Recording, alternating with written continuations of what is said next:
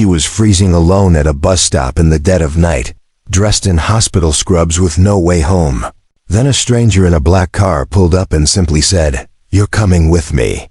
What followed was not what she expected, not a rescue, not a romance, but a slow unraveling of two broken lives that needed each other more than they knew. If you're new to the channel, then please subscribe to the channel, like the video, and tell us where you are watching from. Now let's jump into the story. The wind had a bite that night, sharper than usual, twisting through the narrow streets of the city like it had something to prove. Snowflakes danced beneath the streetlights, thick and slow, like feathers falling from a torn pillow in the sky. It was nearly midnight, and most of the city had taken shelter from the cold.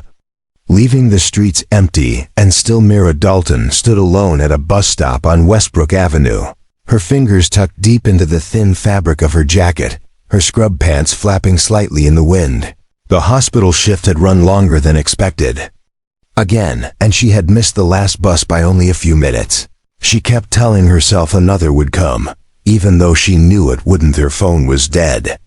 The screen black, no help from Google Maps or rideshare apps. The silence around her was only broken by the soft crunch of snow beneath tires. A single vehicle coming into view from the other end of the street. It was a black car, sleek, elegant. Out of place in this part of town. Inside the car, Noah Halden gripped the steering wheel loosely with one hand, his other adjusting the heater vents. He didn't usually drive himself, but tonight he needed to move, to be out, to escape the silence of his high-rise apartment with its views of everything, and its warmth that somehow still felt cold, almost past her. Just a blur in the snow, but something in him made him slow down. Something about the way she sat still, small, not waiting but enduring, caught his attention. He brought the car to a quiet stop just ahead of the bench, opened the door, and stepped into the cold. The wind hit him immediately, but he didn't flinch. His footsteps were soft, muffled by the snow. Mira didn't look up until he spoke. His voice calm but direct. "You shouldn't be out here like this," he said. His eyes steady on hers blinked. Startled, her voice tight from the cold. "I'm fine," she replied quickly, her breath visible in the air. "Just waiting for the next bus. There won't be another tonight," he said, glancing down the empty street. City shut down half an hour ago. No buses, no taxis, nothing. Mira stood up slowly, putting distance between them. Her body was tense, ready to run if she needed to. "I'll figure it out," she said, trying to sound firm, though her voice wavered. Noah didn't step closer. Instead, he took off his heavy coat and held it out toward her. "At least wear this," he said. "You're freezing." She stared at the coat, then at him. She didn't know him, didn't trust him, but the wind whipped harder, and her body ached from hours of standing and working, and now waiting. She hesitated, then slowly reached out and took the coat. It was warm, heavy, and smelled faintly of cedar and something clean. Expensive but comforting. She wrapped it around herself and almost sighed from the relief. "Let me give you a ride," he said, his voice still gentle, not pushy. "I'll take you wherever you need to go." Mira shook her head. "I don't even know who you are." "My name's Noah," he said simply, "and I'm not trying to scare you. I'm trying to make sure you don't end up frozen on a bench tonight." She looked at him closely for the first time. His hair was dark and slightly messy, flecks of snow clinging to the edges, his jaw sharp, his eyes clear and unreadable, his clothes neat but not flashy. He didn't look like someone used to stopping for strangers, but something about him didn't feel dangerous. It felt sad. "I live across town," she said finally. "Past Redfield Park. Too far to walk," he replied. "Get in. You can sit in the back if it makes you feel safer. Lock the doors. I won't say a word if you don't want me to, but it's better than staying out here." Mira stood still for another moment. Then her legs decided for her. She stepped toward the car, her boots crunching in the snow. Noah opened the back door for her, and she slipped inside. The warmth of the car wrapping around her like a blanket. Returned to the driver's seat, started the engine again, and pulled away from the curb. Neither of them said anything. The car moved quietly through the snowy streets. Only the soft hum of the heater filling the silence. Amira stared out the window, her hands still gripping the coat he had given her. She didn't know why she had said yes, didn't know if she had made a mistake. But for the first time all day, she wasn't cold, and that felt like Noah glanced at her in the mirror once. Then back to the road. He didn't speak, didn't ask questions, and for that, she was strangely grateful they were strangers. Yes, but something had passed between them in the snow. Something quiet and strange, like a wire had connected briefly, and neither of them knew yet where it led. The ride through the city felt endless and silent, not because there was nothing to say, but because neither of them knew what to say first. Mira sat in the back seat, curled into the corner like someone still deciding whether to run or rest. Noah didn't look at her, not directly. His eyes stayed on the road. Hands steady on the wheel, the heater hummed softly, casting warm air over the windows, melting the frost that clung like breath. Snow kept falling outside, light and unhurried, covering the sidewalks in a clean white sheet. Noah turned left, then right, each street quieter than the last. Finally they pulled into a private garage under a tall building near Harrison Square. Mira looked up through the window, surprised by the quiet luxury of the entrance. "You live here?" she said, more a statement than a question for now. He answered, his voice even, as if this place didn't really belong to him. Just somewhere he stayed between other places. The car slid to a gentle stop, and he stepped out without another word. Mira hesitated, then followed. Still wearing his coat, she kept close but not too close. Inside the lobby, there were no doormen, no camera she could see. Just soft lights and the low echo of their footsteps as they moved toward the elevatorons inside. The elevator rose without sound, and she watched the numbers climb, somewhere between the 20th and 22nd floor. She spoke again. "I don't want you to think I'm helpless," she said. Noah looked over, his expression unreadable. "I don't," he replied.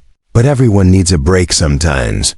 The doors opened to a quiet hallway, the walls a soft gray, the carpet thick underfoot. He unlocked the door at the end and held it open for her. She stepped into a space that felt nothing like what she imagined a millionaire's apartment would. Beige lights were warm, not bright, the furniture modern but not cold. Everything was neat, not in the way of a showroom, but in the way of someone who lived with a kind of silent control. Floor-to-ceiling windows looked out over the snow-covered rooftops, and a fire crackled gently in the corner, casting a glow across the room. "You can have the guest room," he said, pointing down a hallway to the left. "There are clean clothes in the dresser. They'll be too big, but they're warm." Myra nodded slowly. She wanted to say something, maybe ask why he was being so generous. But she didn't. Instead, she walked to the room and pushed open the door. It was simple and beautiful. The bed made perfectly. The sheets smelled like lavender. Everything looked untouched, but not unlivid. She stood in the center of the room for a long moment, then opened the dresser. The clothes inside were folded neatly, soft sweaters, joggers, a pair of thick socks that looked like they belonged to someone who understood cold mornings. She changed slowly, her fingers stiff from the hours in the cold. When she looked at herself in the mirror, she barely recognized the reflection. No hospital badge, no cold blue scrubs, just a girl in borrowed warmth, trying to feel like a person again. 15 minutes later, she padded into the kitchen, quiet as a whisper, hoping to ask for a glass of water, but froze when she saw him. Noah stood at the stove, sleeves rolled up, a wooden spoon in hand, stirring something in a small pot. He wore a white t-shirt and dark lounge pants, his hair still damp from melted snow. He looked over his shoulder and noticed her watching. "You hungry?" he asked, not turning fully, just enough to let her know. He saw Hirsch blinked, unsure of how to respond. "I didn't expect you to cook," he smiled faintly. "I know how to make one thing, ramen. It's not fancy, but it's warm." She stepped closer, drawn by the smell of broth and the strange quiet kindness of the moment. He set a bowl in front of her at the counter and handed her chopsticks. They sat across from each other, not saying much. The firelight flickering behind them, she tasted the soup and let out a soft sigh. The warmth rushed through her chest like something she didn't know she needed. "Thank you," she said quietly. Lino didn't answer right away, then said, "You looked like you hadn't eaten all day." "I hadn't," she replied, and for once she didn't feel embarrassed admitting. I've nodded, as if that answer made sense, as if he'd already guessed it. They ate in silence, but it wasn't uncomfortable. It was the kind of silence that builds a bridge instead of a wall when the bowls were empty. She leaned back slightly, hands wrapped around the warm ceramic. "Why did you stop for me?" she asked, the question small but heavy. Noah paused, looking at the fire. "Because someone should have." She looked at him, eyes searching, but didn't push for more. Instead, she just sat with him a little longer. Feeling the quiet do its work later, she returned to the guest room. The sheets were still warm. The lights dimmed low. She lay there staring at the ceiling, trying to remember the last time someone had looked at her without asking for anything. In return, outside, the snow continued to fall, slow and soft, covering the city like a secret inside. Two strangers rested under one roof, bound by nothing but a night too cold and a decision made without reason, and maybe that was enough for now. Mira's days returned to normal quickly, or at least that's what she told herself. The hospital shifts kept coming one after another. Long hours, no breaks, and the quiet ache in her back that had become as familiar as her name. She didn't see Noah again after that night. Not really. He had given her a ride home the next morning, left a note with his number and a quiet offer, "Call me if you need anything," but she never did still. The coat stayed with her, draped over the back of her chair like a shield. It smelled less like him now, more like her laundry detergent in the hospital halls. But it reminded her of warmth, of being seen. She kept telling herself it was a small moment, a one-time kindness, nothing more. But then came the Thursday when everything collapsed. She was on her third double shift of the week, her second meal skipped, moving from room to room with a dizzy hum in her ears and a tightness in her chest she had been ignoring for too long. She barely remembered falling, just the spinning lights above her and the voice of a coworker shouting her name when she opened her eyes. She was in a hospital bed, and four dripping slowly into her arm, the white walls strangely unfamiliar even though she had walked them for months. Her head throbbed, her mouth dry, and the nurse beside her was one she didn't recognize. "You passed out," the nurse said gently, adjusting her chart. "You're severely dehydrated. You need to rest." Myra tried to sit up, but her limbs felt heavy, her body too tired to argue anymore. She let her head fall back against the pillow and closed her eyes. When she opened them again, Noah was there, sat in the chair beside her bed, hands clasped, elbows resting on his knees. His hair was slightly messy, and there were dark circles under his eyes. He looked like someone who hadn't slept, who had dropped everything to be there. She blinked, unsure if she was dreaming. "You came," she whispered, her voice barely a sound. His eyes met hers, and for a moment, something flickered between them, something raw and unspoken. "Of course I did," he said, his voice low. "They called the emergency contact number you gave last month. The one you never told me about." Her cheeks flushed. "I didn't think they'd actually use it." He leaned back, running a hand through his hair. "You scared me." She looked away, embarrassed. "I didn't mean to. It was just a long day, that's all." "Mira," he said, his voice sharper now, "you don't just faint from a long day. You've been working yourself into the ground, and you didn't tell anyone. Not even me." She stared at the ceiling, blinking back the sting in her eyes. "I didn't want help," she said quietly. Stood, began to pace the small room, his shoulders tense. "That's the part I don't get. Why wouldn't you ask?" Her voice cracked when she answered. "Because people leave, they always leave. And I didn't want to need someone who might disappear the second I stopped pretending I'm fine." He froze, his back to her, her words hanging in the space like fragile glass. When he turned, his face had softened, but his eyes held something deeper, something that trembled just beneath the surface. "You remind me of someone." he said finally, stepping closer. My mother was a nurse too. She used to bring home leftover soup from the hospital cafeteria, gave away half her paycheck to neighbors who couldn't afford medication. She worked herself to the bone. And no one ever noticed until it was too late. Mira watched him quietly. His voice was steady, but his hands trembled. She died when I was 12. He continued, and I promised myself I'd never let someone like her fade into the background. Again, not if I could help it. She didn't know what to say. Only reached out her hand, slowly, cautiously. I took it, gently, as if afraid she might vanish. I didn't mean to shut you out, she whispered, and I didn't mean to push. He replied, his thumb brushing her knuckles. Silence that followed was different from the one they'd shared in the car that night. This one was full of understanding, like they had both been speaking in different languages before, but suddenly found a way to listen, sat beside her again, still holding her hand, and this time, neither of them let go of the room, remained quiet. The machines beeped softly, the world outside continued without them. But inside that moment, they were still didn't say anything more, didn't confess feelings or make promises. But his presence was louder than any words he could have spoken. Mira closed her eyes again, this time not from exhaustion, but from peace. He would be there when she woke, and for now, that was enough. Winter came back to the city slowly, not with loud winds or heavy storms, but with a quiet chill that crept into doorways and windowsills. The kind of winter that whispered instead of shouted. The streets were softer, the air sharp but clean, and for the first time in a long while, Mira found herself walking without rushing. She had returned to the city for a reason, a small one, just a visit, to care for her aunt after a minor stroke.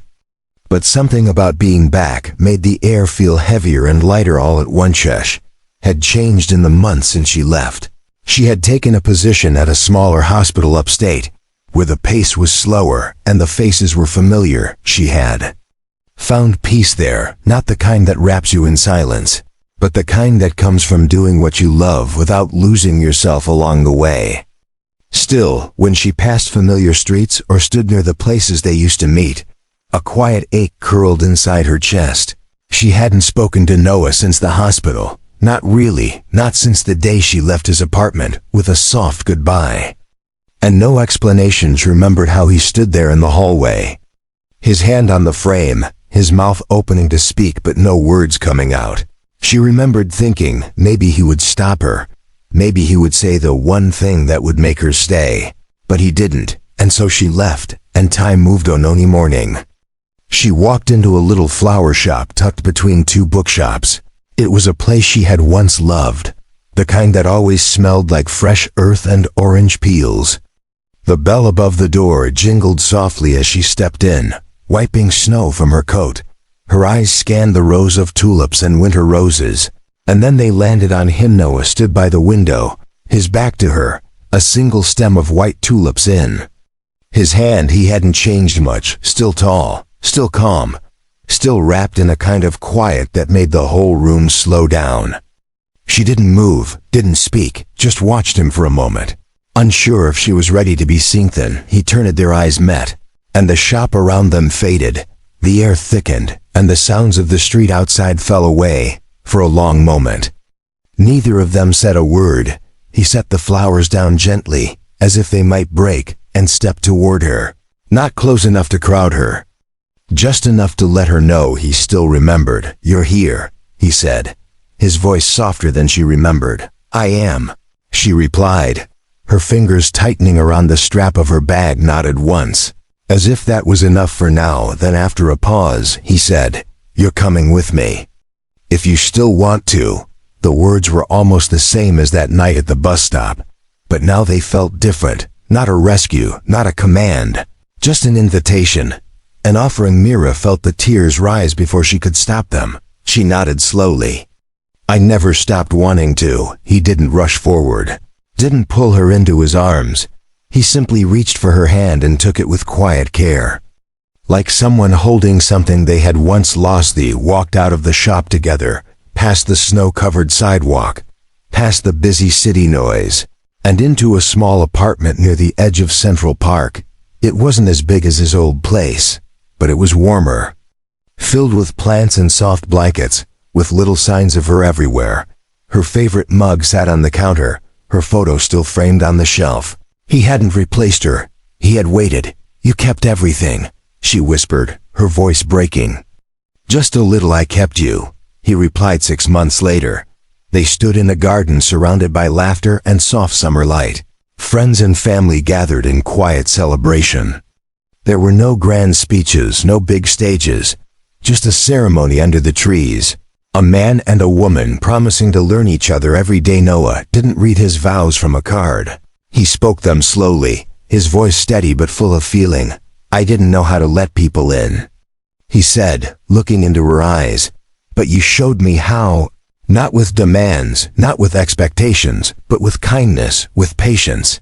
With ramen at 2 in the morning, and the way you never looked at me like I was broken. I promise to keep learning every day for the rest of our lives." Mira smiled, her hand in his. "We'll learn together," she whispered at that night.